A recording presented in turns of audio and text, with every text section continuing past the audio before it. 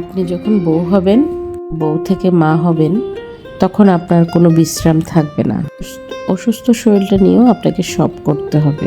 আজকে চিন্তা করছি মুগ ডাল, বুটের ডাল, এই দুটো ডাল মিক্স করে ছাগলের মাথা দিয়ে রান্না করব। আমার হাজব্যান্ডের কাছে নাকি এটা অনেক বেশি ভালো লাগে। তো আমি ডালটা ভালো করে ধুয়ে পরিষ্কার করে ভিজিয়ে রেখেছি, সাথে মাথাটাকেও ভালো করে পরিষ্কার পরিচ্ছন্ন করে নিয়েছি। আর এটা আমি মাটির হাঁড়িতে রান্না করব। মাটির হাঁড়িতে আসলে রান্না করলে শর্টকাটও হয়, খেতেও অনেক টেস্ট হয়, তাড়াতাড়ি সেদ্ধও হয়। তো আমি এখানে তেল দিয়ে দিচ্ছি পরিমাণ মতো। এরপর হচ্ছে দার, এলাচ, তেজপাতা এগুলো সব দিয়ে দিচ্ছি। রসুন কুচি, আদা কুচি এবং পেঁয়াজ কুচি সব কিছু এখানে আমি দিয়ে দিব তেলের মধ্যে। এই পাত্রে রান্না করলে রান্নাটা খুব তাড়াতাড়ি কিন্তু সেদ্ধ হয়ে যায়। আমি সবসময় বাগান বিলাস পেজটা থেকেই আপনার যত মাটির জিনিস আছে সেই সবগুলোই কিনে থাকি। আমি ওদের অনলাইনে অর্ডার করি অথবা সশরীরে গিয়েও ওদের থেকে চয়েস করে নিয়ে আসি। ওদের প্রত্যেকটা প্রোডাক্ট মজবুত এবং ভালো। আমি এখানে হলুদ, মরিচ, গরম মশলা, দারচিনি, লং, এলাচ সব কিছু উপকরণ দিয়ে ভালো করে মশলাটা আমি কষে নিয়েছি পানি দিয়ে। ঢাকনা দিয়ে এবার সুন্দর করে ঢেকে দেব। মাটির পাত্রে রান্না করলে তাড়াতাড়ি সেদ্ধ হওয়ার রিজনটা হচ্ছে এটা। ঢাকনা দিয়ে ঢেকে দেওয়ার পর যখন বাষ্পগুলো বের হতে পারে না, তখন ওই গরমটা দুদিক থেকে লেগেই ঠান্ডা আপনার সেদ্ধটা খুব দ্রুত গতিতে হয়ে যায়। যাদের সিলিন্ডার গ্যাস তারা চাইলে মাটির পাত্রে রান্না করতে পারেন, যে কোনো জিনিস শর্টকাট হওয়ার জন্য, তাড়াতাড়ি হয়ে যাওয়ার জন্য। এখন আমি খাসির মাংসের মাথাগুলো একটা একটা করে সবগুলো দিয়ে দিলাম। ভালো করে এখন মশলার সাথে মিক্স করে নেব। যেহেতু এটা ডাল দিয়ে রান্না করব, সে কারণে আমি এখানে ঝালের পরিমাণটা কিন্তু একটু বেশিই দিয়েছি। আমার গলাটা একদম বসে গিয়েছে ঠান্ডায়, যদিও আপনাদের সাথে আমি ভয়েস দিচ্ছি কারণ আমার পেজের রিচ একদম ডাউন হয়ে গিয়েছে। এখানে আমি কাঁচামরিচও কিন্তু দিয়ে দিয়েছি।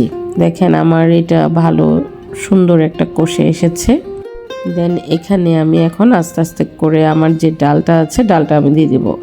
এটার সাথে যদি আমি ডালটা সেদ্ধ করতাম তাহলে ডালটা আস্ত থাকতো না, একদম মেশ হয়ে যেত। এই জন্য আমি ডালটা একটু মাংসটা সেদ্ধ হওয়ার পরেই দিচ্ছি।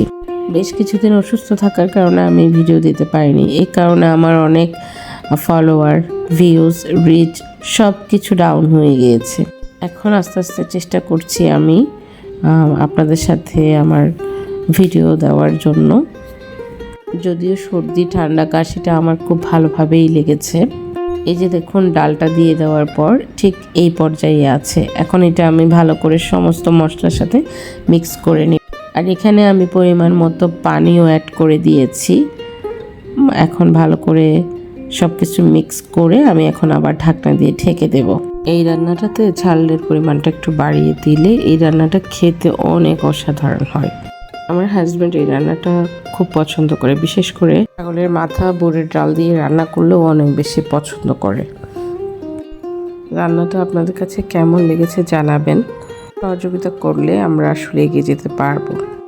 এমন হয় যে দীর্ঘদিন ভিডিও করার পর হঠাৎ করে না দিলে দেখা যায় ভিডিওটা ডাউন হয়ে যায় রিচগুলো। হাজার অসুস্থ থাকা সত্ত্বেও কিন্তু ভিডিও আপলোড করে যাচ্ছি, চেষ্টা করছি আর কি।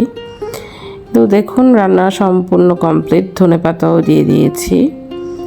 তো আপনারা বলবেন আমার রান্নাটা কেমন হয়েছে।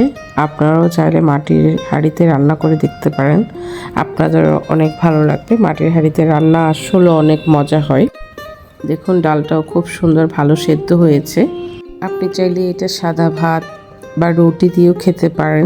এটা রুটি দিয়েও খেতেও অনেক বেশি ভালো লাগে। তো আমার এই রান্নাটা কেমন হয়েছে, আপনাদের কেমন লাগছে জানাবেন। আল্লাহ হাফেজ।